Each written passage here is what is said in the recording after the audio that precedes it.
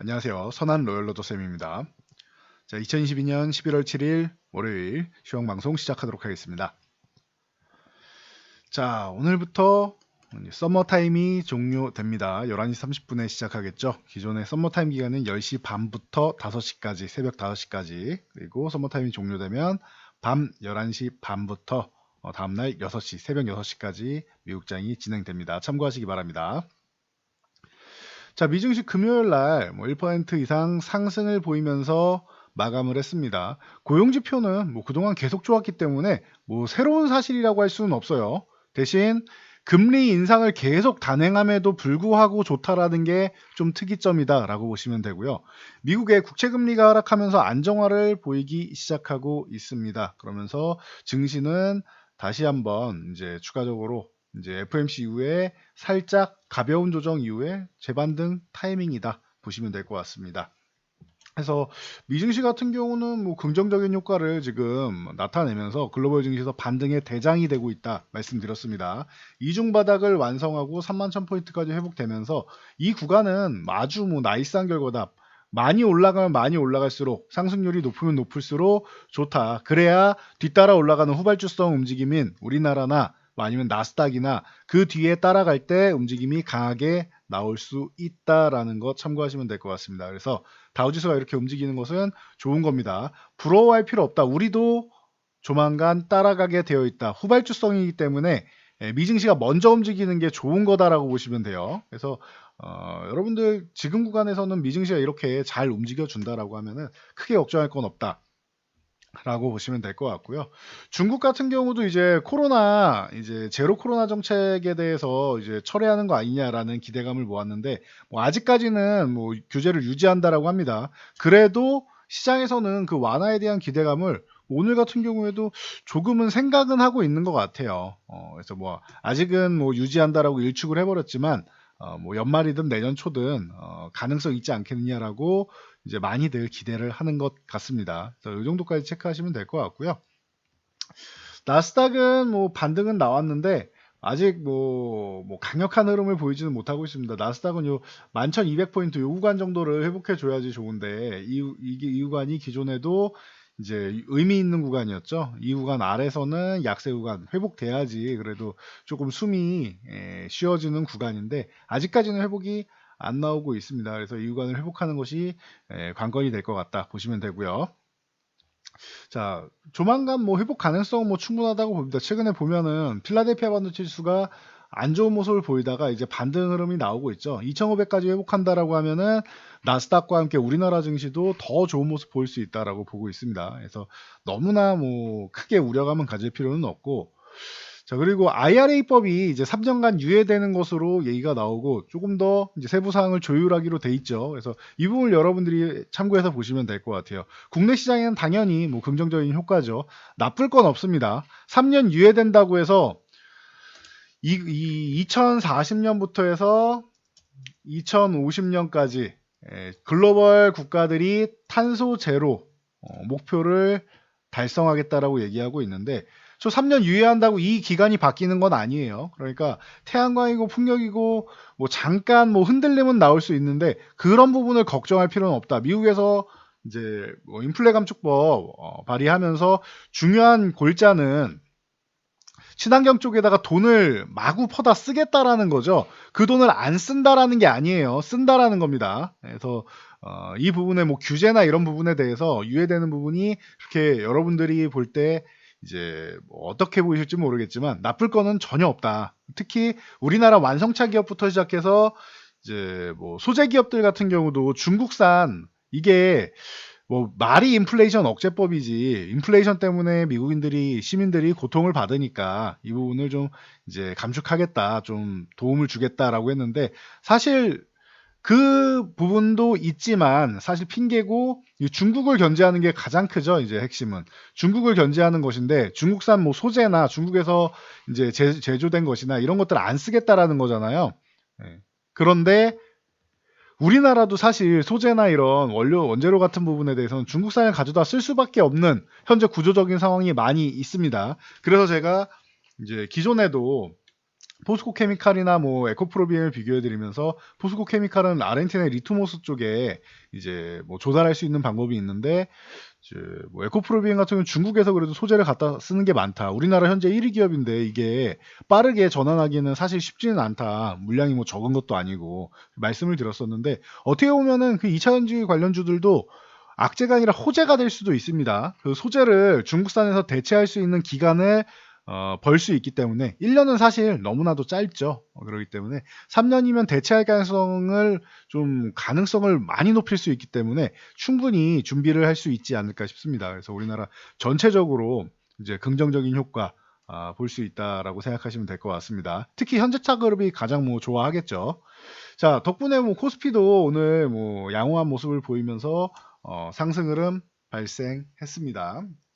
최근에 수급이 좋다라고도 말씀을 드렸었는데 수급 동향을 확인하시면은 자 코스피 뭐 큰 금액은 아니지만 소폭씩 뭐 매수했다 보시면 되고 오랜만에 외국인이 코스닥을 좀 강하게 매수하기 시작했습니다. 선물은 살짝 조절하는 정도고 장중엔 매수 우위였는데 막판에 매도 우위로 바뀌었죠. 그런데 이게 외국인이 팔아서 매도가 된 게 아니라 매수 우위였는데 기관이 매도 우위였던 부분을 매도 포지션을 청산하면서 기관이 사가지고 외국인이 받아준 정도입니다. 그렇기 때문에 절대 안 좋은 의미의 매도가 아니다. 이건 기관에서 하락 포지션을 안 들고 가려고 하기 때문에 나온 매도이기 때문에 기존의 매수 포지션이 쌓여 있기 때문에 이거는 크게 우려감을 갖지 않는다. 대신 옵션 포지션은 위아래를 막아놓고 있으니까 뭐 제한된 정도로 해서 뭐 상승 하락이 나온다 정도로 보시면 될 것 같아요. 그래서 옵션은 이제 상하방을 제한하고 있고 계속 꾸준히 좀 이제 막아놓고 있고 그리고 주식과 선물을 외국인이 매수하고 있다.